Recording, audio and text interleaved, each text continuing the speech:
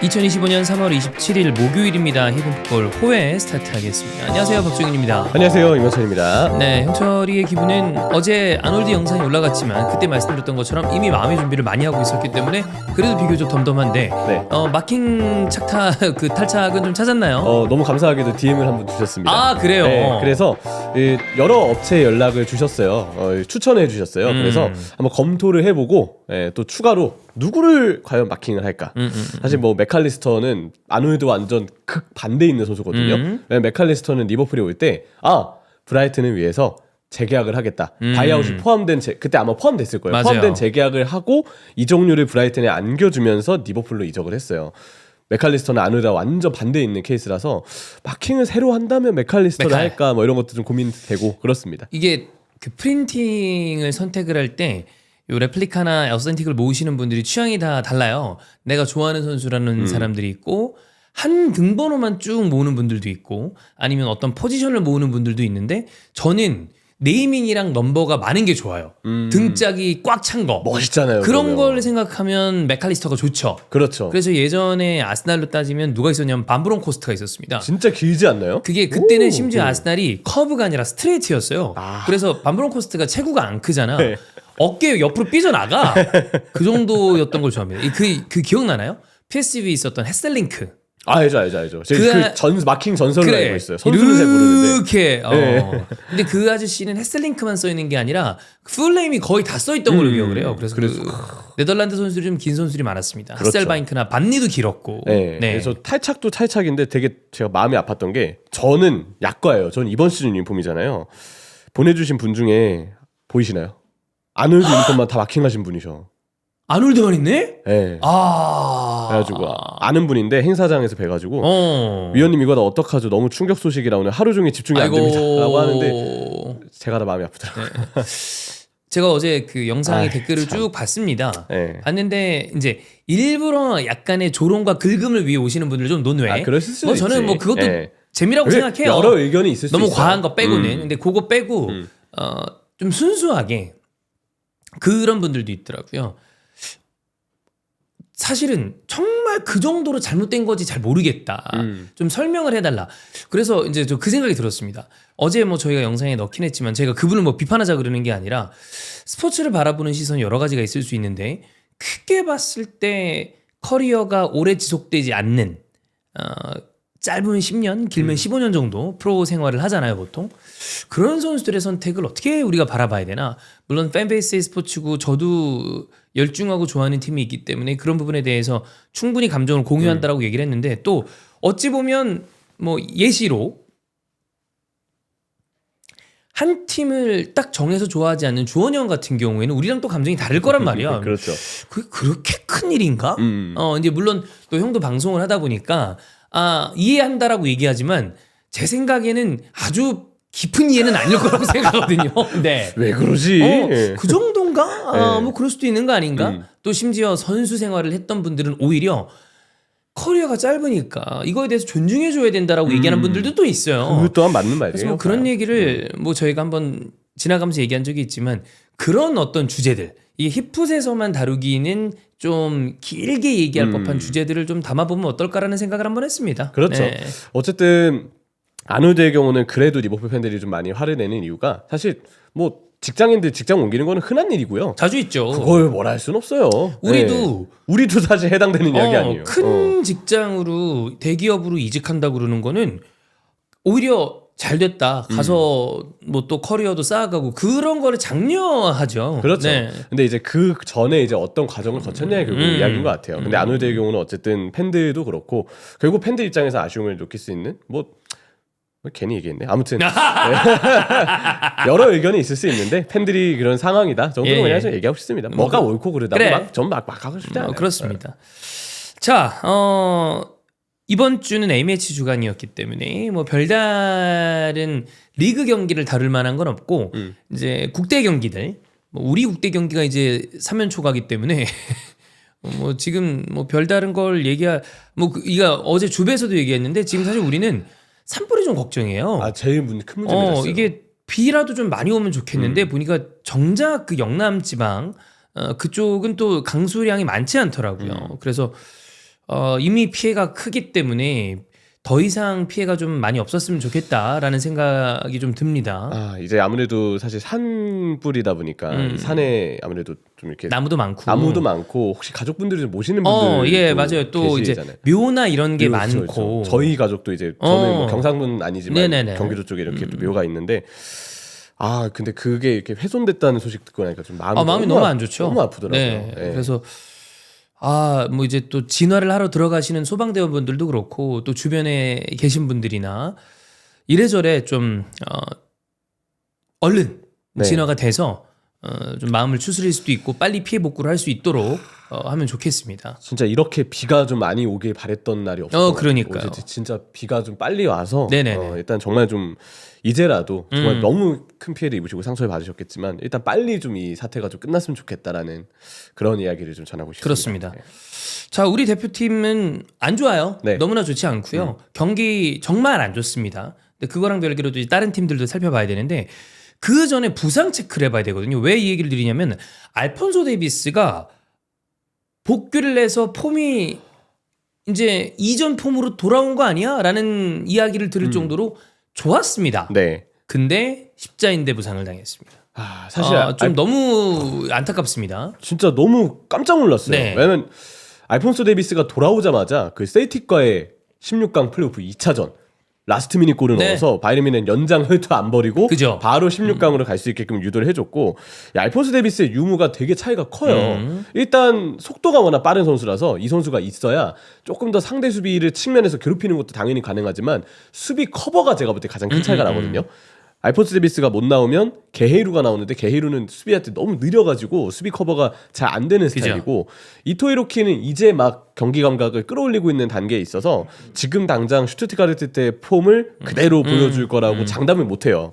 그런 상황에서 지금 왼쪽 백업이 거의 사실상 대체 선수가 거의 준비가 안 돼 있다 보니까 알폰소 데이비스가 나와야만 그 빠른 발을 통한 공간 침투 마무리는 사실 잘한다고 꼭 얘기는 안 할게요. 왜냐면 알폰소 데이비스 옛날만큼 마무리는 잘 그 정도는 아니에요. 투박한 것도 있고. 근데 그래도 그 선수가 그 가진 빠른 발을 통해서 그럼. 수비 커버해주는 거, 움직여주는 거 그것만으로 기여하는 게 굉장히 큰데 와 제가 볼 때 이거 십자인대 부상이면 일단 선수의 속도가 어떤 영향을 줄지에 대해서도 걱정이 많이 될 뿐더러 올 시즌 폰지가 없었을 때 바이에른 뮌헨의 경기력을 보면 전 이거 진짜 대형 사고라고 생각합니다. 팀적으로 봤을 때는 지금 바이언의 수비진이 바람잘 날이 없습니다. 뭐 계속 부상을 당하고 복귀를 하면 또 누군가 부상을 당하는 이 상황에 사실 폰지의 대단한 능력은 운동 능력에 기인했습니다. 엄청나게 파워풀한 속도와 힘 이런 것들이 같이 있었는데 사실 지난 부상 이후에 폰지가 이제는 극급 우리가 얘기하는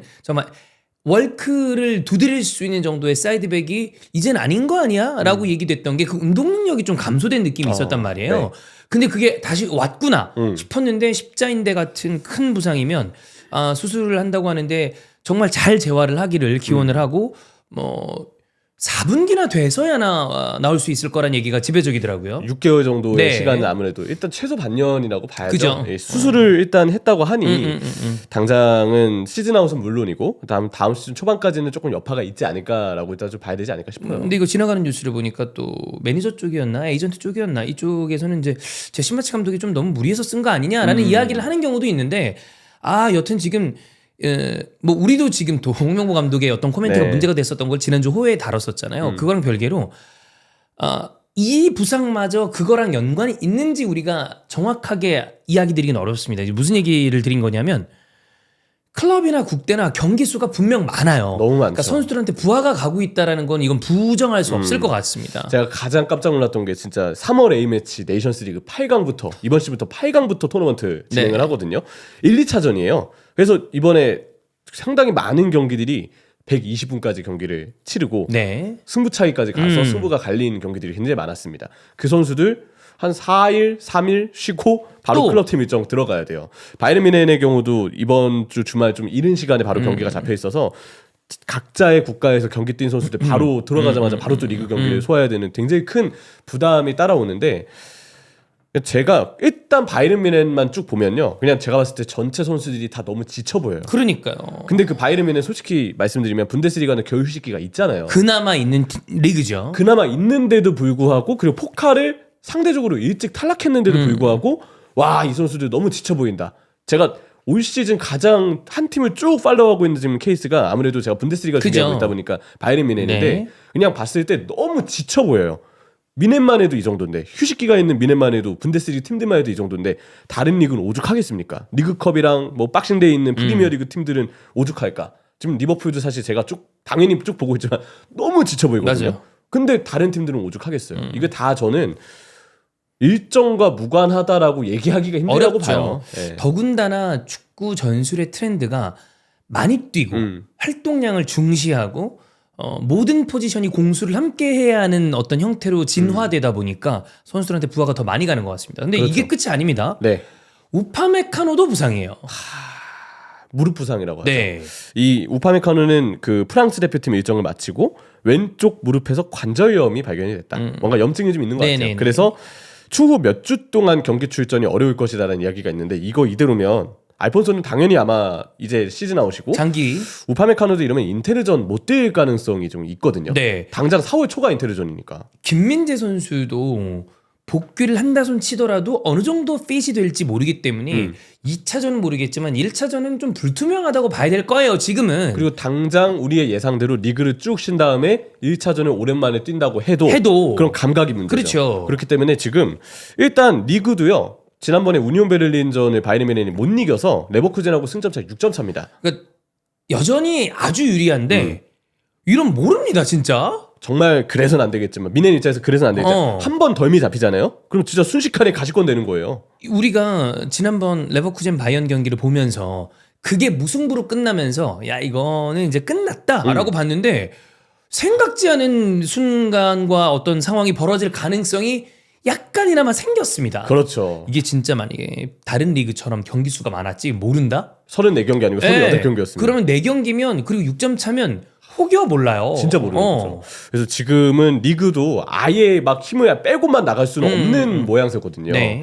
근데 지금 알폰소 부상에 우파메카노 부상 그리고 원래도 지금 선수들이 중에 지금 폼이 안 올라오는 선수들 샤샤부이 폼 안 떨어져 있고 이토이로키랑 스타니시치는 이제 얼마나 감각이 올라왔을지를 봐야 되고 이런 여러 가지 변수들이 있어서 야 바이언 이거 당장 인테르전만 놓고 보잖아요.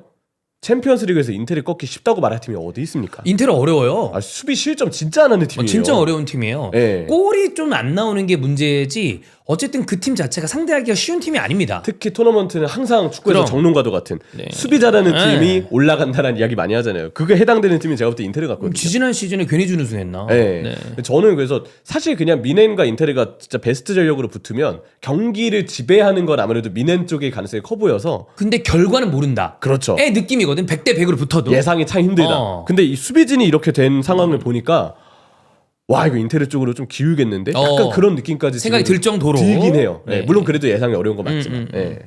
그래서 뭐 김민재 선수가 복귀했다 하더라도 부하가 많이 걸릴 가능성이 크고 알폰소 데이비스의 우파메카노까지라면 지금 남아있는 다이어 이토 이렇게 스타니시치로 뭔가 이 돌려막기 하는 그림이 나올 수밖에 없는 그런 상황이 아닐까 봅니다. 그렇죠. 근데 뉴스가 하나 나왔어요.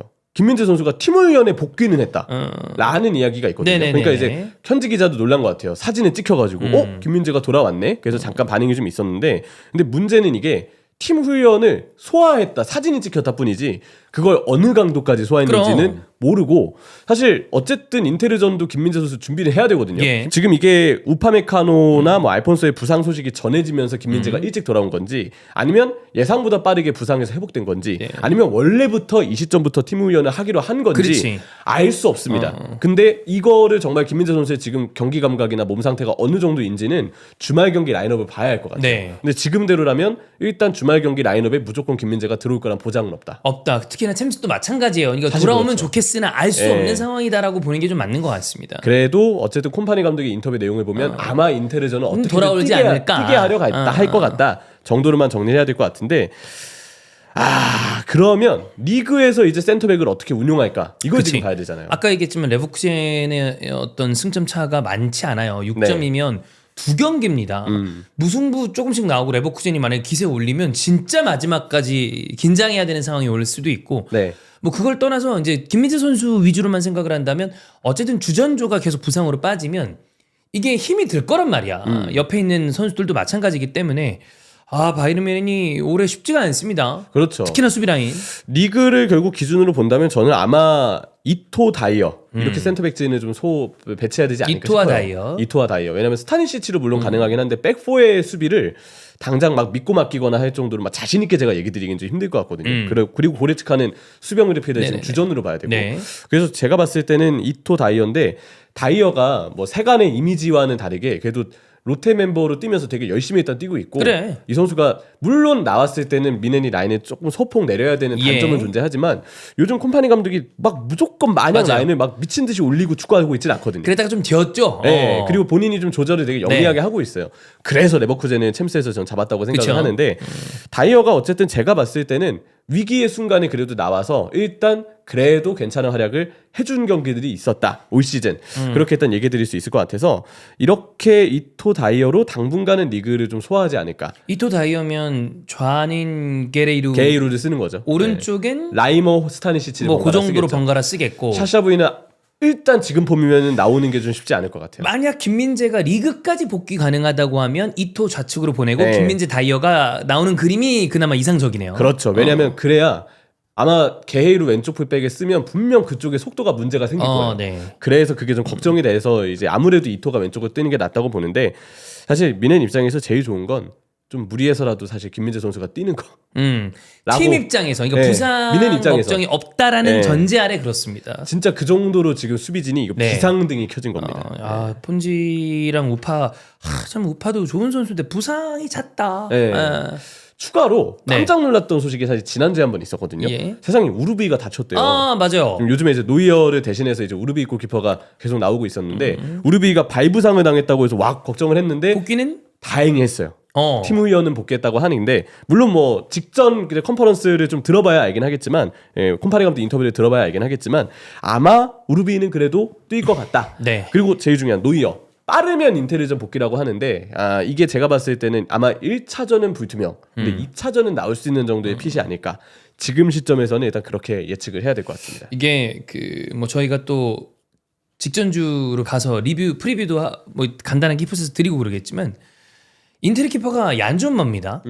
자, 왜 이 얘기를 드리냐면 바이언이 그 엠게 멘션글라드바흐 원정에 좀 취약한데 상당히 약했었죠. 그 중심에 존머가 있습니다. 조머가 미친 활약을 했잖아요. 그 야신이에요. 네. 근데 거기 인테르가 있기 때문에 이 생각보다 그 또 상성상 존머를 굉장히 어려워합니다. 사실 미넨 팬들한테는 노이로제가 좀 예. 왔었죠. 야 조머 또 안 나네. 야, 조머 잘 막는다. 예전에 종일 형이 자주 이제 언급하시는 그 말이잖아요. 네. 그런 느낌이 있었는데 그 얀조머가 그리고 나서 이제 노이어가 다친 다음에 미넨이 한번 왔잖아요. 그죠? 그때 뭐 사실 우스갯소리로 그런 이야기도 했었죠. 얼마나 미넨 상대를 잘하면 미넨이 그냥 상대 잘하는 선수 약간 차라리 데려와 버리자. 삼켜버리자 예. 그런 느낌으로 데려왔겠냐 막 이런 우스갯소리도 있었는데 결과적으로 이제 인테르로 가서 또 한 번 만나게 됐습니다. 그러니까 골 때리는 관계인 것 같습니다 진짜. 그렇습니다. 어쨌든 이 부상 소식 뭐 우리 대표팀도 부상이 있고 부상은 좀 많이 안 당했으면 좋겠어요. 부상을 당하면 이게 다른 거를 다 떠나서 그냥 보는 사람 입장에서 보는 사람이 그 경기를 상품이라고 봤을 때 온전한 경기를 못 즐깁니다. 좀 잘하는 선수를 오랫동안 우리는 좀 보고 싶잖아요. 그쵸. 근데 그럴 확률이 점점 이제 어려워지는 환경인 것 같아서 그게 많이 좀 안타까운 마음이죠. 그렇습니다. 부상당한 선수들은 좀 잘 복귀가 되면 좋겠다라는 말씀을 드리고요. 그 다음으로 갑니다. 이제 우리가 이적설을 쭉 한번 체크를 해볼게요. 우리가 이거는 EPL에서도 다룬 바가 있었습니다. 네. 로메로입니다. 토트넘의 로메로인데 좀 논외 얘기입니다만 그 아르헨티나랑 브라질. 그 경기 너무 재밌었어요. 예, 이 남미 경기들이 좀 재밌잖아요. 재밌죠. 재밌는데 아르헨티나가 뭐 크게 승리를 했습니다. 압도했어요. 지금 당장 어느 대표팀이 지구상에서 가장 강한가라고 하면 기세와 분위기, 멤버, 그다음에 최근에 전적 봤을 때 단연 아르헨티나가 가장 상단에 있다고 해도 틀림이 없습니다. 그렇죠. 스페인도 마찬가지고 네. 분명히 이제 각 대륙컵을 우승한 팀들은 그 이유가 있어요. 그렇죠. 특히나 코파 월드컵 코파 만약에 내년 월드컵에 또 아르헨티나가 우승을 한다? 이거는 제가 보기에는 전무후무한 기록이 나올 수도 있습니다. 지금까지는 사실 그 전성기 스페인과 비슷하거든요. 그쵸. 똑같죠. 왜냐하면 대륙컵 우승, 월드컵 우승, 맞아. 대륙컵 우승. 유로 월드컵 유로니까 네, 그런 느낌이니까. 월드컵을 연패를 한다는 건 정말 어마어마한 기록이고 대단하죠. 그렇기 때문에 펠레를 상황에 따라서는 물론 지금 와서 평가가 축구계 최고의 고트는 누구냐라고 했을 때 메시 이야기를 당연히 많이 하고 합당한 거라고 봅니다만 여전히 펠레 이야기가 나오는 건 월드컵이에요. 그렇죠. 근데 만약에 또 아르헨티나가 그런 기록을 세운다라고 하면 그것 또한 엄청난 기록이 될 텐데 네. 자, 이 얘기를 드린 이유는 원래 여기 없습니다. 그 비니시우스 이거 이거요. 내가 비니시우스가 만약에 아는 동생이라고 하면 저희 회사를 인수해달라고 할 텐데 얘기하려고 그러는 게 아니라 아니 그렇게 축구를 잘하는 애가 왜 이런 행동을 계속하지? 근데 저는 약간 의견이 다른 게 그게 트위터 이게 X죠. X 예. 출처로 나온 걸로 알고 있는데 저는 사실 그 뉴스 보고 그 생각을 했어요. 아니 이 사람들은 저 상황에서 비니시우스가 나 챔스 우승 2번 했어라고 말했다고 어떻게 확인을 하지? 그러니까 이게 맞는 거야? 저는 사실 그 입장이에요. 그것도 맞아요. 왜냐면- 저는 이제 그거를 그렇게 얘기하는 분들 얘기를 가지고 온 건데 형철의 얘기가 훨씬 더 냉철할 수 있습니다. 그럼 그게 만약에 예를 들어서 있잖아요. 왜 그 경기가 막 서로 파울이 되게 많았어요. 남미에서는요 30초에 한 번씩 반칙이 불립니다. 거기는 제가 이제 그 코파를 보면서 그런 네. 얘기를 했죠. 이것이 원초적인 축구의 매력이다. 진짜. 그냥 몸으로 들이박 컨택 진짜 스포츠잖아. 형이랑 주원이 형 중계도 하셨었잖아요. 그냥 갖다 들이박잖아. 들이박잖아요, 그래서 진짜. 재밌었어요. 왜냐면 그 같은 작년 유로가 조금 지리했죠. 맞아요. 그런 그것 게 때문에. 좀 있었죠. 예. 근데 코파는 축구 장난 그 자체를 아니었거든. 보여주니까. 근데 저는 그게 만약에 야 너 아까 그런 태클 뭐 깊은 태클 너 2번이나 했잖아. 너 2번 해가지고 그 퇴장이야. 그랬을 라고 할 수도 있는 거지. 수도 그래. 있고 그래, 아니면 형철이 너 말이 맞다. 예, 아니면 야 그 뭐 예를 들어서 야 뭐 다른 거 있잖아요. 예를 들어서 야 내가 너한테 2번 경고했지 이렇게 하지 말라고 뭐 이랬을 수도 있는 건데 저게 챔스 우승 2번이라고 어떻게 확인을 했지? 단정하지? 저는 약간 그게 사실 조금 맞아. 저는 그게 좀 약간 믿음이 안 가더라고요. 그래서 우리가 사실 비니시우스 하면은 물론 본인의 과오도 있어요. 사실 비호감 이미지가 있는 건 사실이에요. 그 행동이 키미한테 했던 그 행동 있잖아요. 그래, 그런 공 거. 주다. 이거는 저는 별로 별로죠. 안 좋은 행동이라고 생각하는데 거기서 나온 이미지 때문에 몇몇 가지 사례들은 비니시우스가 약간 본인이 안 했는데도 불구하고 사람들이 얘 이렇게 했을 거야. 오해를 양치기 소년이 된 거지 좀. 네. 이렇게 한 게 좀 정설처럼 느껴져서 잘못 전해진 것도 혹시 있지 그래. 않을까? 라는 생각도 좀 들어요. 그래 이거는 형철이 얘기가 좀 더 냉정하게 볼 수 있는 거라고 봅니다. 근데 만약에 정말 챔스 우승 2번이다라고 한 게 그건 맞다. 오바야. 그럼 그거랑 조금 오바야. 오바이지 않을까. 왜냐면 그게 네. 지금 팀이 지고 있는 상황이었던 걸로 좀 기억, 네네네네. 그 시간대가 그랬던 걸로 기억을 하는데 그러면 거기서 할 이야기는 아니지 않았을까라는 생각도 들어요. 저도 웹에 떠댕기는 얘기를 이제 네. 가져와서 드린 건데 형철의 얘기가 좀 더 냉정한 이 의견이기 때문에 그간 비니시우스가 했었던 거에 저도 너무 매몰된 게 아닌가. 그러나 좀 고치긴 해야 된다. 네. 왜 이런 얘기를 드리냐면 네. 얘가 못하면 이런 얘기도 안 해요. 조를 잘하잖아. 물론 대표팀에서 비니시우스는 그런 느낌은 있습니다. 이런 거 좀 축구 외적인 거를 빼고 우리가 브라질 대표팀 하면 언제나 팀을 캐리해왔던 선수들이 있고 그 전까지 브라질 대표팀의 핵심이자 에이스는 네이마르였죠. 그렇죠. 그러다 보니까 그런 정도의 위력을 보여주지는 못해요. 그건 좀 누군가는 그런 위력을 보여줘야 되는데 팀의 에이스가 비니시우스라면 대표팀에서 그 정도의 영향력을 보여주긴 해야 된다. 네. 근데 한편으로는 전 어제 중계하면서 그런 생각도 들었어요. 이거 도리발로 브라질 월드컵 가면 안 되겠다. 감독. 네, 도리발 주니오르가 지금 예. 그 브라질의 감독인데 네네네. 이분이 감독 커리어를 보면 어딘가의 팀을 좀 길게 이끌면서 플랜 A를 자기가 잘 짰다라는 평가를 잘 못 받더라고요. 자국에서조차도. 네. 근데 이야 이번에 그 중원 비워놓고 축구하는 그래. 걸 보면서 일단 제가 봤을 때 이거는 브라질이라고 쓰고 비니시우스 차력쇼라고 있는 게 맞는 것 같아요. 그냥 모든 거에 다 비니시우스한테 의존을 오히려 비니시우스가 고군분투하고 있는 거다라고 형철이는 보는군요. 네, 심지어 그 전에 콜롬비아전 때 예. 사사이에서 비니시우스를 왼쪽 공격수, 어, 그 투톱의 공격수죠. 하피냐를 왼쪽 윙으로 배치해서 하피냐가 오프더블 기가 막히게 하잖아요. 네. 요즘 솔직히 최고 그건 수준이죠. 확실하죠. 온더볼이 오프더볼만큼은 아니지만 네, 오프더블 너무 잘하고 네. 비니시우스는 온더볼을 되게 잘하고 맞아요. 서로 막 자유롭게 스위칭을 하면서 왼쪽 중앙 왔다 갔다 하면서 서로 공간을 분배하는데 와 이건 진짜 좀 드디어 뭔가 브라질이 발견을 했다. 저 이런 느낌이었거든요. 근데 갑자기 세이브를 그때 안 했는지 저장을 깜빡했나 봐요. 다음 경기였던 아르헨티나전 때 갑자기 하피냐가 오른쪽으로 가 있는 거예요. 비니시우스랑 같이 맞물릴 일이 없어요. 그러니까 또 한 번 비니시우스한테 약간 해줘 축구가 되는 느낌?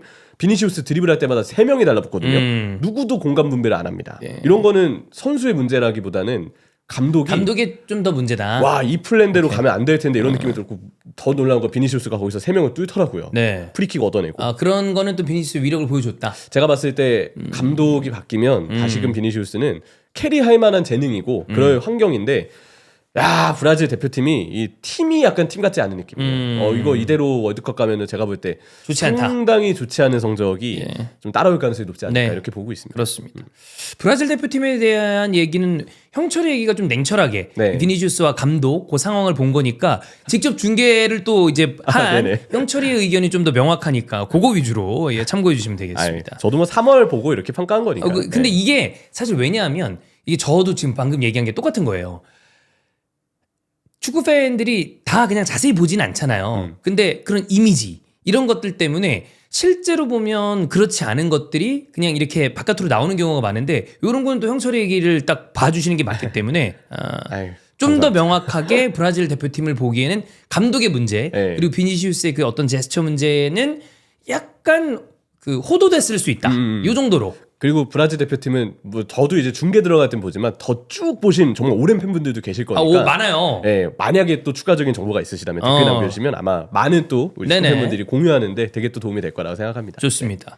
자, 원래 로메로 얘기하려다 이렇게 빠져나왔는데, 자, 로메로 얘기를 다시 해보죠. 로메로가 좀 의료진 네. 관련된 얘기 때문에 우리가 2편에서 다뤘었잖아요. 근데 그거랑 별개로 이적설이 있습니다. 이 지금 아틀레티코 마드리드가 있어요. 로메로를 원하고 있다는 이야기가 떴습니다. 그리고 그 아틀레티코에 대한 이적설에 대한 대답인지 갑자기 로메로가 어제 실점 빌미가 되는 실수를 저질렀습니다. 긴장을 한 걸까? 예. 시메오네, 줄리아노 시메오네가 그날 그 시간대 벤치에 있었거든요. 네네네. 아마 아들 경기 보면서 우리 시메오네 감독님도 날 보고 있겠지? 뭔가 보여줘야 해. 하다가 갑자기 뭔가 스턱에 걸린 것 같아요. 멈췄어. 그러더니 갑자기 볼 뺏기고 쿠니한테 실점을 허용하더라고요. 일단은 이적설은 있습니다. 이 지금 관심 있는 팀 당연히 아틀레티코 마드리드라고 지금 나와 있고 시메오네 감독이 원한다라는 이야기와 함께 사실 이 아틀레티코 마드리드에는 아르헨티나 선수들이 굉장히 많아요. 그죠? 어제 아르헨티나 브라질 때 다시금 애국자라는 걸 보여준 데폴. 로드리고 데폴. 네, 그리고 훌리안 알바레스. 뭐 그냥 클럽팀 대표팀 다 잘하고 네. 있죠. 그리고 시메오네 아들, 디에고 시메오네 아들 줄리아노 시메오네, 네. 앙헬 코레아 이런 선수들이 이제 아틀레티코 마드리드의 소속으로 이렇게 다 있는데 감독도 이제 아르헨티나인이다 보니까 아마 많이 끌린 것 같아요. 예, 그래서 이제 로메로도 그런 부분에서 아틀레티코 마드리드 이적설이 뜬 거는 제가 이렇게 쭉 봤을 때는 좀 반길 만한 요소가 있지 않을까. 이상하지 않으니까. 네, 느껴지죠. 근데 문제는 아까 말씀드렸던 너무 기초적인 실수를 저질렀어요. 로메로가 한번 보고 키퍼에게 결국 뒤로 좀 줬어야 될 상황인데 압박에 쿠냐가 순간 들어오는 걸 본인이 순간 대처를 못했어요. 그래서 그냥 맥없이 볼을 뺏기면서 실점을 했는데 사실 올 시즌 로메로의 폼을 보면 매 경기 안정적이었다고 말하기는 힘들죠. 네. 초반부터도 사실 토트넘이 이제 실점을 할 때 약간 로메로의 집중력이 문제시 될 듯한 장면들이 제가 보기에는 좀 몇 번 있었거든요. 이게 과연 핏이 100%가 아니어서인지 아니면 뭔가 로메로가 집중력을 유지하는데 어려움을 겪어서인지 그리고 그런 모습이 그라운드에 보이면 아무래도 스카우터들도 결국 수비수의 덕목은 안정감인데 약간 불안하다라고 평가할 부분이 있을 수도 있어서 하필 안 좋은 타이밍에 이런 실수가 좀 나왔다. 그렇게 좀 봐야 될 것 같습니다. 물론 그 선수의 이적을 성사시키는 에이전트, 국내 에이전트들이랑 얘기를 해본다 하더라도 형철이가 얘기한 것처럼 좀 단기적으로 폼이 안 좋아지는 선수에 대해서 평가를 바꾸는 경우도 있긴 합니다. 다만 이 선수를 이적하는 데 있어서는 좀 길게 이 선수의 커리어라거나 여러 가지를 네. 보기 때문에 로메로는 분명 좋은 수비수는 맞아요. 근데 순간순간 조금 마음을 졸이게 하는 수비적인 미스라거나 아니면 좀 울컥하는, 좀 요즘엔 덜 나오지만 약간의 과격한 플레이 이런 것들은 조금 불안한 부분이 없는 건 아니죠. 근데 어제 보니까 저 어제 중계하면서 그런 이야기를 저희 장현이 형이랑 했어요. 윤장현 캐스터. 예, 장현이랑. 막 소속팀에서 싸우는 선수들이 있잖아요. 예. 뭐 주앙고메스도 가끔 뭐 막 화를 낸다거나 예를 들어서 그런 선수들이 진짜들이 화를 내니까 오히려 말리는 입장이 되더라고요. 그 각자의 브라질, 아르헨티나 선수들 보면은 네. 소속팀에서 다 그 약간 속된 말로 한따까리 하는 선수들이잖아요. 네네네네. 근데 그 선수들이 옆에서 누가 싸우면은 말리고 있어요. 가장 많이 말린 선수가 로메로였어요. 그거 보면서 그런 멘트를 했거든요. 이게 진짜가 옆에 있으면 가짜는 진짜를 알아보는 법이다. 그럴 때 있죠. 네. 뭐 좀 종류가 다릅니다만 갑자기 그 짤방이 생각나네요. 외국 릴스인 것 같은데 그 몸 좋은 아저씨가 지나다니면서 막 어깨빵 하고 댕겨. 빡딱 치고 빡빡 그러다가 그러시고, 예. 더 큰 사람이 오니까 갑자기 벽에 착 붙는 거 그 본 적 있을 거예요. 요즘에는 그거에다가 딴 거를 이렇게 자막 붙여가지고 맞아요. 이 여러 가지 응용 버전이 나오는데 갑자기 그게 생각이 납니다. 이건 피하는 건 아니지만 네. 가끔 그럴 때 있잖아. 그죠. 막 그러다가 어디 더 큰 무대 가면 네. 쫄 하는 경우도 있는데 여긴 그런 거라기보다 그런 순간들이 눈에 좀 재밌게 보이죠. 네. 로메로가 어제 많이 말렸거든요. 그리고 브라질 선수라고 뭐 이렇게 싸우세요. 예를 들어 반칙을 범했어요. 예. 본인이 막 이렇게 세워주고 그 중에서 그래도 가장 평안 무드로 경기를 하더라고요. 그간의 로메로는 좀 뭔가 다혈질의 이미지가 있었는데 어제 경기 멘탈 잘 잡고 하는 거 봐서는 조금 성숙해진 것도 있을 수도 있다라는 생각도 좀 들긴 했어요. 그래서 저는 로메로의 평가는 이렇게 생각하면 될 것 같습니다. 네. 제가 토트넘과 지역 라이벌인 저는 뭐 북런던이랑은 상관이 없는 사람이기 때문에 그런 연고의 라이벌은 좀 낮아요. 네. 아스날 입장에서 로메로를 영입할 수 있는 순간이 온다. 전 합니다. 아, 하죠. 왜냐하면 컨트롤 좀 해주면 전 꽤 좋은 수비수라고 생각해요. 부상 이슈나 레드카드 이슈 뭐 이런 게 있습니다만 정리 좀 잘하면 전 굉장히 좋은 수비수라고 생각해요. 이 정도 수비수가 찾기가 쉽지는 않다. 아마 마다하지 않을 네, 거예요. 네. 웬만한 팀들은 그 아틀레티코 마드리드 외에도 사실 링크가 난 팀이 이제 레알 마드리드 이야기도 일단 좀 있었고 토트넘도 당연히 로메로를 일단은 잡겠다라는 스탠스는 맞대요. 지금 계약이 2년 남아 있는 상황이거든요. 그래서 일단 재계약을 하려고 하는데 근데 토트넘이 지금 단계가 이렇게 보면 될 것 같습니다. 기사를 찾아보니까 최후 통첩 단계. 결국 2년 남은 상황이잖아요. 만약에 2년 남은 상황, 1년 남은 상황보다는 당연히 2년 남은 상황에서 이적을 시키는 게 가장 이적료를 땡겨오기에도 더 받을 좋은 수 있죠. 시기죠. 네. 지금 이적 시장이 시작되기 전까지 새로운 이 계약에 서명하지 않으면 여름에 이적료를 받고 팔겠다. 네, 그래서 지금 이 로메로한테는 재계약을 일단 제안하려고 하고 아하. 뭐 그 상황에서 만약에 로메로가 수락하지 않는다. 그 상태에서 이적 시장에 들어간다. 그럼 토트넘은 그냥 팔겠다. 그런 스탠스라고 일단 지금 나와 있긴 하더라고요. 그렇다면 로메로의 재계약 여부가 가장 최대 변수가 되겠죠. 네. 어떻게 될지 모르겠습니다. 근데 요즘 또 이렇게 썼던 글들 이런 거 보면 갑자기 좀 마음이 떴나 싶은 그러니까요. 것도 있고. 왜냐면 하필 이런 타이밍에 막 그 의료진, 네, 토트넘 그런 의료진 거. 언급 안 하고 이런 게 괜히 이게 좀 신경이 안 쓸 수가 없거든요. 저도 잘 모르겠어요. 뭔가 이 토트넘에 엄청난 로열티를 갖고 있는 선수인가라고 물으면 그건 좀 아닌 것 같기도 하고. 예. 그리고 또 한편으로 어쨌든 UEFA 대회에 대한 그 어떤 갈증이 있죠. 좀 더 좋은 대회를 뛰고 싶다라는 갈증이 또 있을 수 있으니 이 와중에 만약에 본인에게 관심 있는 팀이 많다라고 하면 그거는 뭐 또 모른다고 봅니다. 그렇죠. 근데 이제 어쨌든 토트넘 팬분들의 입장에서 다행스러운 소식. 계약 기간이 이제 2년 남아 있다는 그쵸. 건 땡겨오기 좋다라고 했잖아요. 일단 예상되는 이적료는 그 6천만 파운드 이상이라고 하는데 이게 요즘에 그 파운드화가 환율이 우리 기준으로 봤을 때는 굉장히 있으면 세서 예. 이게 거의 1200억이에요. 근데 사실 이게 요즘 우리가 약간 이게 너무 많이 치솟아서 이전에는 그 정도 금액이 아니었거든요. 그래서 이게 그들 입장에서는 어차피 똑같이 6천만 파운드일 그치. 거잖아요. 예. 근데 이거를 과연 우리가 지금 그 맥락에서 파악하는 게 맞나라는 생각도 들어요. 뭐 요즘 그렇긴 합니다. 너무 치솟긴 해서 예, 확실한 건 예. 6천만 파운드 이상일 것이다. 근데 이것도 제가 봤을 때 그 이상을 일단 부르려고 하지 않을까. 그렇죠. 토트넘은. 그런 생각이 좀 들어요. 근데 또 뭐 이러다가 재계약을 할 수도 있는 거니까 로메로의 상황은 좀 봐야 되겠으나 이적에 관해서는 어떻게 될지 모른다. 네. 라고 보면 될 것 같습니다. 자, 그다음 독일로 갑니다.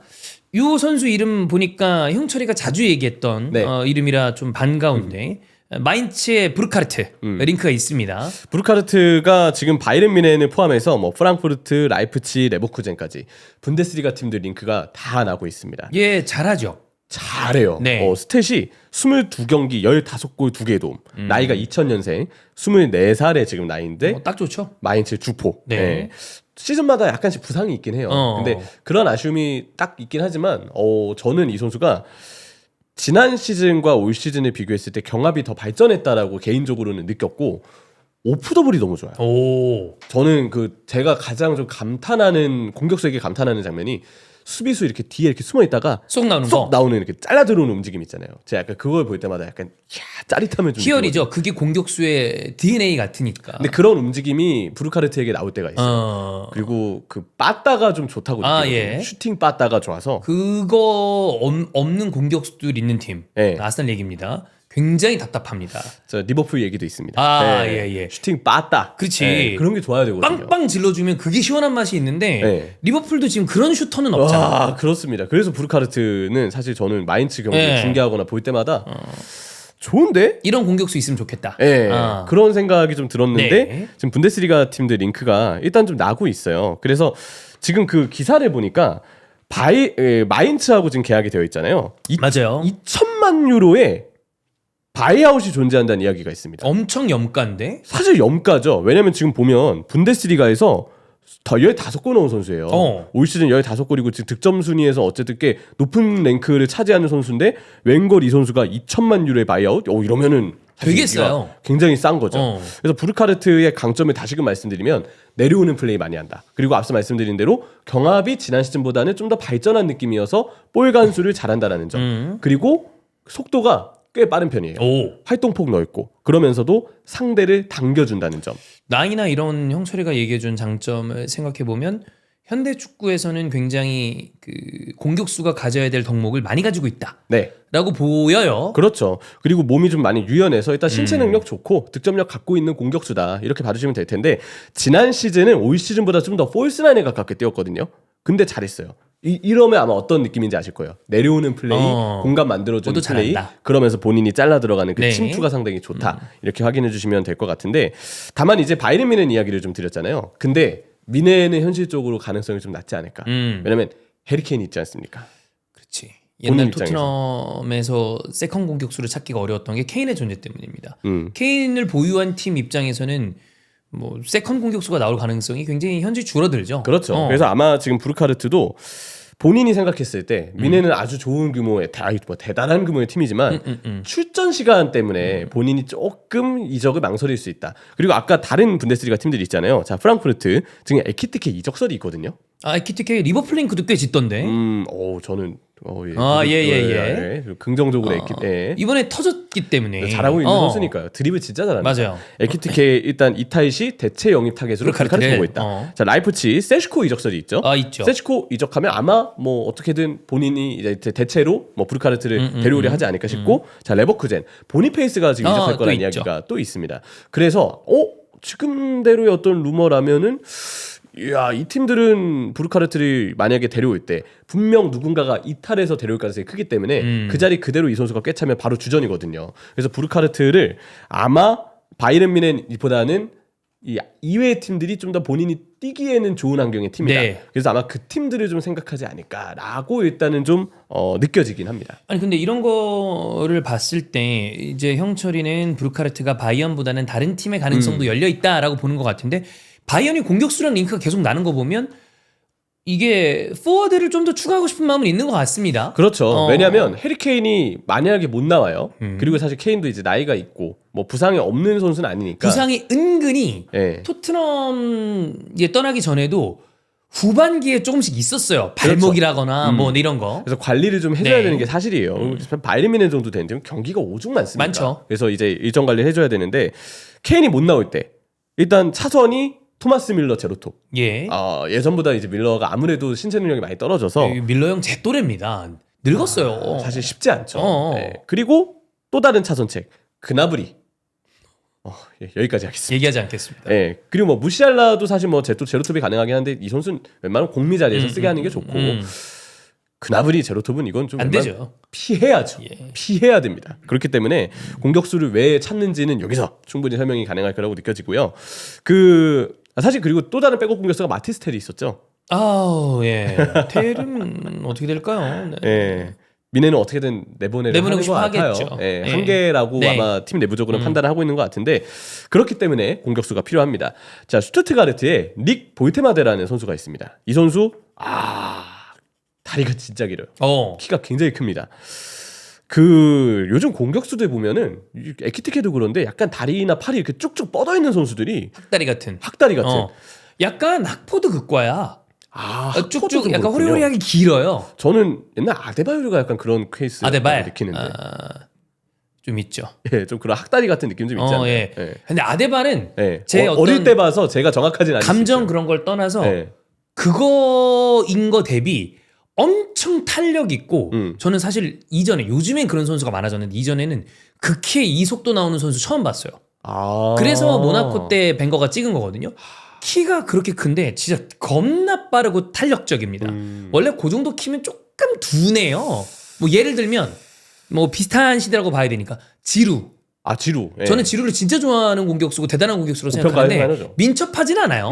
근데 아데발은 그런 느낌이 아니거든요. 근데 요즘엔 큰 키에도 불구하고 대단히 탄성 있는 선수들이 많기 때문에 좀 그런 희귀성이 좀 줄어들지만 그래서 저는 이제 아데발은 학다리 같은 느낌보다는 좀 스프링 같다? 그런 느낌을 많이 갖고 있었어요. 그 표현이 맞을 수도 있겠네요. 어쨌든 그 전설의 장면 때도 빠르긴 빨랐으니까. 존나 빠르죠 진짜. 야 축구장을 끝에서 끝까지 그 원정석까지 뛰어가는데 순식간에 끝나잖아. 그 카메라가 진짜 이렇게 쫓아가는데 뒤에 배경이 막 그리고 또 흐릿흐릿하게 보이고 뛰는 그러니까. 그 속도랑 머리 스타일이랑 폼이 그렇게 역동적일 수가 없습니다. 그리고 나오는 목욕탕 의자. 어디서 갖고 온 거지? 뭐 어쨌든 날라오니까. 독특한 네네네네. 일이었죠. 아무튼 볼테마데도 이 선수 진짜 큰 신체 긴 다리를 가지고 있는 터치가 제가 느끼기에 상당히 좋았던 선수라고 좀 슈투트가르트 중계하면서 생각이 좀 났는데 일단 이 선수는요 좀 세컨톱 느낌이 좀 더 어울리는 선수라고 저는 생각을 해요. 이 선수도 범위가 굉장히 넓습니다. 일단 내려와서 볼 봤는데 좀 많이 특화가 돼 있는 그런 스타일인데 내려와서 본인이 그 긴 다리의 특징을 활용한 볼 간수. 근데 스킬이 좀 독특해요. 이게 체형 자체가 좀 독특한 선수여서인지 굉장히 본인만의 좀 독특한 자세나 동작을 통해서 볼을 간수하는데 그게 좀 잘 됩니다. 드리블이 그리고 제가 느끼기에는 상당히 좋았어요. 그러니까 플레이 스타일이 좀 독특하다라고 저는 좀 설명을 해야 될 것 같은데 최전방에 머무는 스타일보다 약간 세컨톱의 성향을 갖고 있는 선수다. 그렇게 일단 저는 좀 느꼈고 슈투트가르트는 이적료를 최소 4천만 유로를 원한다고 하는데 바이에른 뮌헨을 포함해서 독일 쪽 매체의 어떤 그 반응을 보면 바이에른 뮌헨이 부르카르트에 대한 관심보다는 지금 단계에서는 보이테마데에 대한 관심이 조금 더 짙어 보여요. 오히려. 그래서 이 선수는 물론 슈투트가르트의 이 보이테마데가 얼마나 바이언 이적을 긍정적으로 생각할지는 알려진 바가 없는데 뮌헨이 조금 더 보고 있는 케이스 선수는 지금 시점에서는 일단 보이테마데인 것 같다. 이렇게 좀 제가 봤을 때 느껴지긴 했습니다. 네. 누구 영입할 것 같아요? 저도 부르카르트는 아닌 것 같아. 좀 본격적인 느낌은 아니에요. 그 정도는 아니다. 이러다가 언제 또 이게 치솟을지 모르겠지만 보이테마데도 바로 바이에른 뮌헨이 영입할 것이라고 막 거피셜로 찌를 정도는 아니지만 언급이 좀 자주 되고 있다. 그럴 때마다 좀 더 자주 나오는 느낌이다. 그렇죠. 알겠습니다. 근데 이제 뮌헨에 가서 잘할지는요. 이게 다른 물론 슈투트가르트도 정말 좋은 공격적, 헤네스를 정말 좋은 감독이 생각을 하는데 분데스리가 있잖아요. 뮌헨 만나는 팀들은 다 무조건 미드 수비합니다. 그렇지. 예. 그래서 경기 구도가 조금 비슷하게 흘러가는 면도 있는데 보이테마데 입장에서 봤을 때 그 2중, 3중으로 찾아오는 그 수비벽 있잖아요. 본인이 내려와서 플레이를 하려 해도 미드필더가 매치 수비를 펼치는. 그러니까 공간 자체가 거의 없는 경우들이 많을 수밖에 없어요. 그런 상황에서도 과연 경합을 얼마나 이겨줄지. 또 이제 결정력이 어떨지는 사실 조금 변수가 있을 것이다라고 저는 좀 일단 느끼고 어디까지나 지금은 일단 좀 더 들여다보고 있는 것 같다라고 그냥 일단 좀 느끼고 있는 그런 분위기입니다. 이 스타일이 뭐 똑같다고 볼 수는 없지만 형철이가 봤을 때 부르카르트랑 볼테마데 중에 형철이는 누굴 좀 더 높게 평가합니까?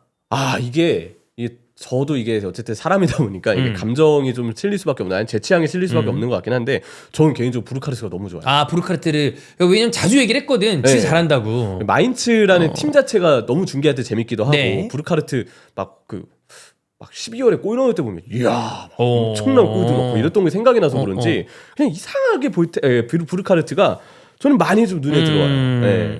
대신에 이제 보기에 따라서는 부르카르트도 너무 좋은데 어쨌든 이 선수는 아직 그 뭐 보여준 기간이 짧다 이렇게 볼 수도 있겠지만 그냥 개인적으로 보이테마데보다 부르카르트가 그냥 제 취향에 맞는다 그런 느낌 정도인 것 같습니다. 알겠습니다. 자 여기부터 먼저 가죠. 요케레스. 요케레스는 정말 많은 클럽들과 링크가 나는 가장 핫한 공격수 중에 한 명이고 요즘에 국대로 따진다면 멤버만 놓고 봤을 때는 또 핫한 스웨덴 선수인데 스포르팅과 합의가 도달했다. 그래서 뭐야 재계약하나? 네. 이적 안 하나? 그게 아니라 이제 어떠한 정도의 제한이 오면 합의하에 팀을 떠날 수 있는 종류의 이 계약을 하는 것 같습니다. 금액이 그래서 좀 알려졌어요. 네. 거의 언급이 좀 됐는데 자 5,020만 파운드에서 5,850만 파운드 사이 예, 이 정도 금액 사이에서 이적료가 들어왔을 시에는 스포르팅이 요케레스를 풀어주겠다. 한화로 따지면 아까도 얘기해드린 것처럼 이제 요즘에 환율이 좀 이게 좀 네. 우리가 알고 있던 것보다 많이 좀 치솟았기 굉장히, 때문에 네. 그렇습니다만 지금 환율 따지면 1,000억 근처예요. 그렇다고 봐야죠. 근데 이 정도 금액 정도 선이고 사실 공격수가 필요한 팀에게는 찔러볼 만한 금액이긴 하죠. 왜냐?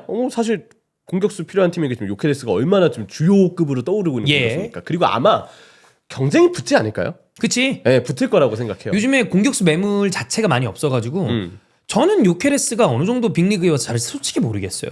저는 그래서 요케레스랑 아스날링크가 떴을 때 조금 뭐 부정적이라기보다는 잘 모르겠다라고 얘기를 드렸던 게 이 선수가 생각만큼 어리지가 않습니다.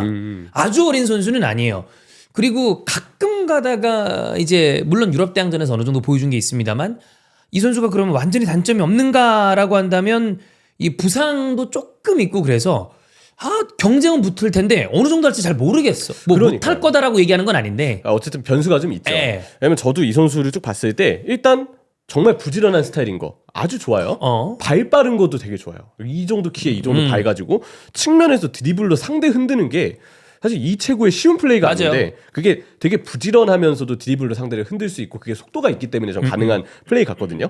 그래서 제가 봤을 때는 합리적으로 우리는 뭔가 좀 측면으로 빠져서 미끼가 되는 선수가 필요하다. 대신 이 선수가 아직 빅리그 검증이 안 됐고 그쵸. 그런 면에서 봤을 때 변수가 있잖아요. 제가 봤을 때는 그냥 이건 제 생각인데 주 득점원이 윙포워드에 있는 팀 그런 팀에게 조금 어울리지 않을까라는 생각도 좀 들어요. 리버풀? 뭐 리버풀이라고 꼭 언급드리진 않겠지만 예. 네.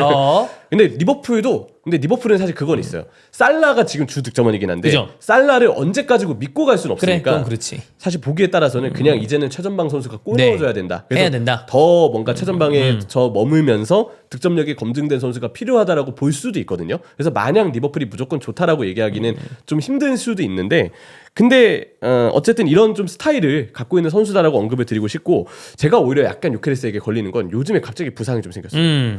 올 시즌 개막전에 무릎 부상으로 57일가량 빠졌고 중반기에 허벅지 10일 그리고 최근에 알려지지 않은 사유의 부상으로 4일가량 빠졌습니다. 갑자기 부상이 많아져서 이게 혹시 그간에 이게 나이가 사실 적은 선수가 아니잖아요. 네. 근데 갑자기 부상이 한 시즌에 조금 좀 늘어나는 빈도가 보이면 당연히 이것도 스카우트해야 돼 체크를 해야 됩니다. 언제나 영입을 했을 때 구단들은 생각보다 리셀에 대한 염두를 합니다. 네. 이 선수를 여기 완전히 이적시킨 다음에 여기서 은퇴시켜야지라고 생각하고 데려오는 팀은 잘 없어요.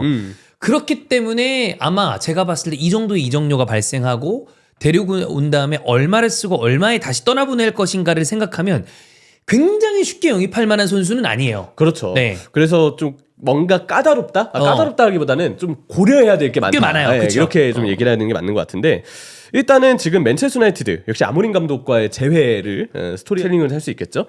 맨체스터 유나이티드 이야기가 좀 많이 나오고 사실 맨유는 지금 에키티케 세슈코도 링크가 많이 되고 있습니다. 네. 그래서 누구를 정말 본격적으로 원하는지 좀 더 봐야 될 텐데 당장 요케레스가 좀 챔피언스리그 출전을 중요시한다는 루머도 있어요. 예. 그래서 이런 부분들이 아마 여러 가지로 좀 얽히는 그런 좀 이번 정말 이적 시장 내내 자주 언급될 요케레스가 아닌가라는 생각이 좀 합니다. 요케레스가 만약에 메뉴에 온다면 저는 이제 궁금한 거는 당군형이 얼마나 요케레스를 또 열광하면서 이렇게 하다가 요케레스에 몰입할까.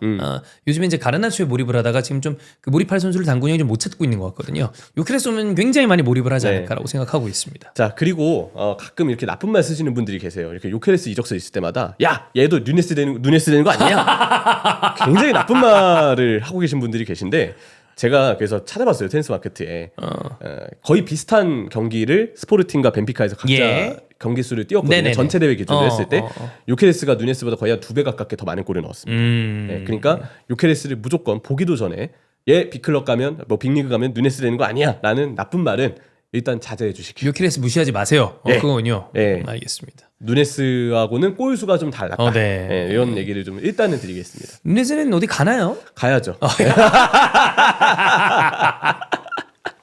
가야 한다. 네, 그렇습니다. 알겠습니다. 자, 다음은 레알 쪽으로 묶어서 좀 보면 될 것 같은데 일단 하나는 수비맨디고요. 하나는 딘 하위선입니다. 네. 수비맨디는 아스날 링크가 짙었는데 지금 레알 마드리드와 링크가 짙어져 가고 있고 딘 하위선은 여러분이 알고 계시는 본머스의 수비수인데 레알 마드리드와도 링크가 있습니다. 그렇죠. 일단 수비맨디부터 보죠. 근데 사실 이게 만약에 레알 마드리드가 이거 한번 여쭤보고 싶었어요. 만약에 레알 마드리드가 여기서 수비맨디에게 뛰어들어서 영입을 만약에 해요. 네. 아스날 입장에서 이걸 뺏겼다고 느낌을 좀 받으실. 아니요, 저는 그렇진 않아요. 그러진 않다. 모르겠어요. 다른 팬분들은 어떤 생각을 하실지 모르겠는데 저는 이게 그냥 가깝다라는 얘기 들리는 걸로는 진짜 이적이 다 될 거라고 생각을 안 하고 특히나 수비맨디라면 알잖아요, 수비맨디 어땠는지. 네. 그래서 만약에 알죠, 레알에 알죠. 저는 네. 지금 우리가 스크립트에는 하이제킹이라는 표현을 쓰긴 했습니다. 스크립트에는. 네. 근데 저는 왜냐하면 아스널이랑 지금 어느 정도 이 진척됐는지 알 수가 없잖아.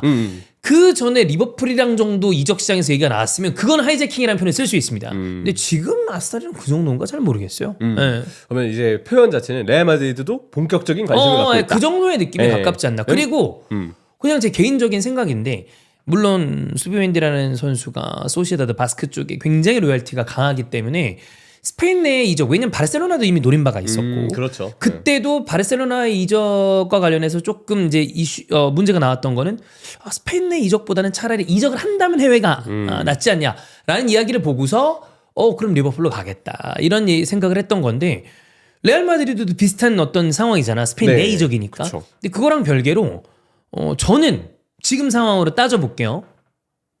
물론 아스날도 조르지뉴 파티가 빠지기 때문에 6번 자리에서 조립을 해줄 수 있는 선수가 필요하긴 한데 다른 의미로 토니 크로스의 자리에 필요한 선수가 있어야 한다면 오히려 레알 마드리드 쪽이 더 필요한 거 아니야? 라는 생각도 들어요. 말씀을 이렇게 딱 듣고 네. 나면 결국 크로스의 대체가 지금 확실하게 되고 있는. 네. 사실 그러진 않잖아요. 맞아요. 뭐 세바요스가 그래도 분투해주고 있긴 합니다만. 잘하고 있지만. 네. 근데 그래도 이 토니 크로스의 영향력이 너무 커서 그렇죠. 사실 그거 자체는 어쨌든 레알 마드리드가 계속해서 좀 이렇게 네. 대체 나가는 게 좀 숙제일 거라고 네네. 보고 있는데 음. 그래서 수비맨들을 원한다면 그 맥락을 확실히 좀 이해가 되긴 하네요. 음. 그리고 그러면 혹시 추아멘이나 카마빈가 사실 뭐. 세바요스가 오히려 요즘에 좀 주전으로 많이 뛰고 그쵸. 있어서 물론 최근엔 좀 부상도 있지만 예. 그러면서 뭐 추아메니는 센터백 수비형 미드필더다 가능한 선수고 카마빈가가 사실 제가 봤을 때는 좀 완전한 주전이다라고 보긴 좀 어려운 단계에 있다고 좀 보거든요. 애매해졌죠. 예. 혹시 정말 그래서 거액의 지금 뭐 나오고 있는 이정도가 6천만 유로라고 예. 하는데 그래서 수비맨들을 만약에 데려온다면 혹시 기존의 선수들의 어떤 거치나 입지에 뭔가 좀 변화가 있지 않을까라는 생각도 들고 저는 이거는 레알 팬분들의 반응을 좀 찾아봤는데 그런 이야기도 있었어요. 수비맨디보다 수비를 사라. 예. 왜냐면 근데 사실 왼쪽 풀백 좀 있지 않습니까? 예, 예, 필요한 예. 자리가 또 센터백도 뭐 아까 이따가 좀 다루겠지만 뭐 센터백도 일단 아마 데려올 것 같긴 해요. 근데 어쨌든 차라리 수비수를 사라 그런 반응도 좀 있었고 차라리 완성형 선수인 비르츠를 노려라. 이 얘기도 맞는 것 같아요. 비르츠는 진짜 뭐 지금 한번 노릴 때 빡 노려야지. 안 그러면 경쟁 당해서 언제 어떤 팀이 말할 채갈지 것 없지. 모르니까. 레버쿠젠 팬분들한테 좀 속이 상할 네. 수 있는 이야기지만 어쨌든 비르츠 선수를 좀 노려라. 뭐 이런 이야기들도 좀 있긴 하더군요.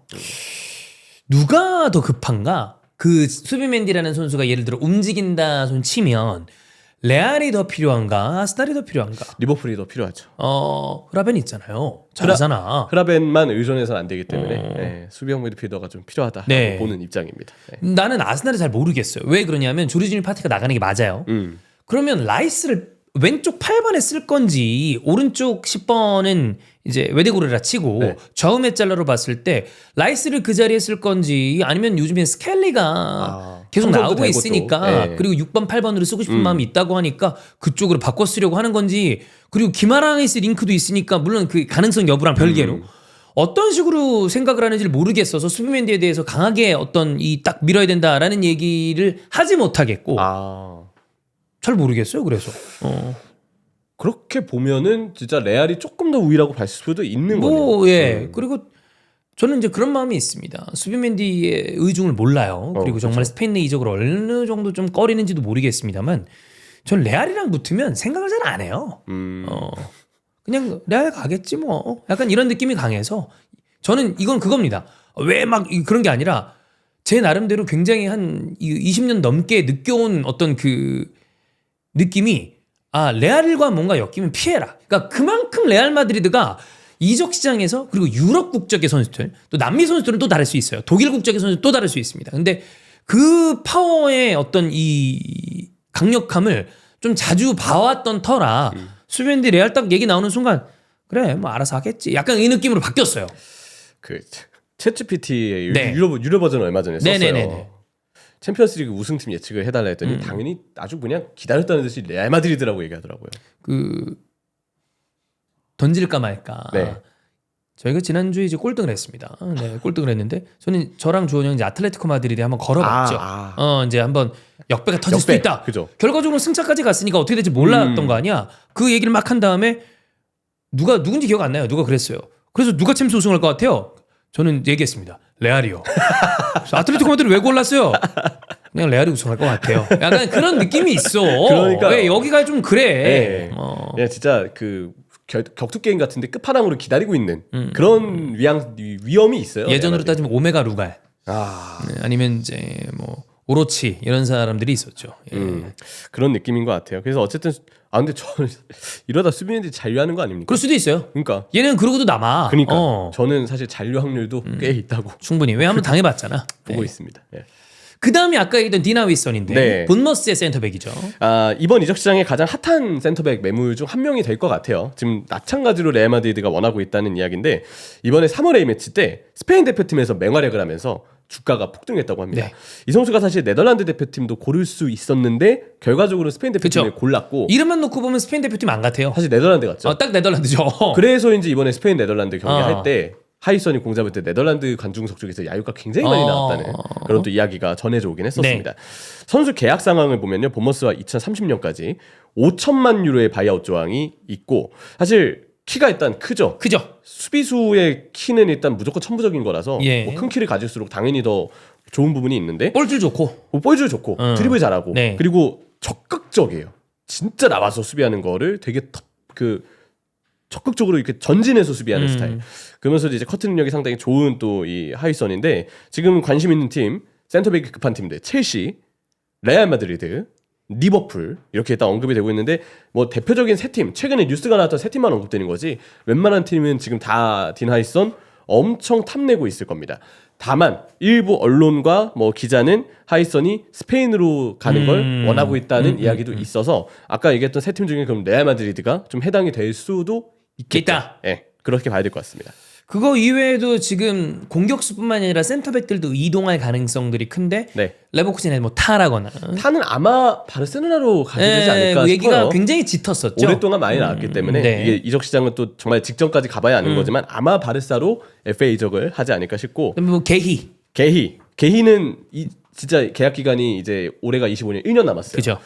이러면 진짜 이적이 이제 좀 직전에 와 있는 상황이고 항상 제가 페이노르트 경기 보면서 야 참 좋은 선수다라고 느끼는 한츠코 이제는 어딘가 좀 가지 않을까 이런 생각이 드는데 한츠코나 뭐 또 이제 항상 이적 시장마다 자주 언급되는 스포르팅의 이나시우 뭐 디오망데도 자주 언급이 되었죠. 예, 이런 선수들이 아마 이적 시장 내내 계속 언급이 될 센터백들일 거라 생각을 해요. 그래서 수비가 급한 팀들이 하나씩 좀 채가기 위한 그런 노력들을 하지 않을까라고 좀 보고 있습니다. 내년이 월드컵이에요. 그래서 월드컵이 있는 시즌의 여름 이적 시장은 월드컵이 끝난 다음에 본격적으로 움직이는 경우가 많은데 월드컵 직전 해기 때문에 물론 클럽 월드컵이랑 좀 별개로 이때 새로운 둥지를 틀려고 하는 선수들도 꽤 있습니다. 네. 그런 다음에 만약에 내가 주전 자리를 차지를 못하고 있어. 그러면 주전 자리를 차지해서 많이 뛰어야 대표팀이 승선해서 월드컵까지 간다.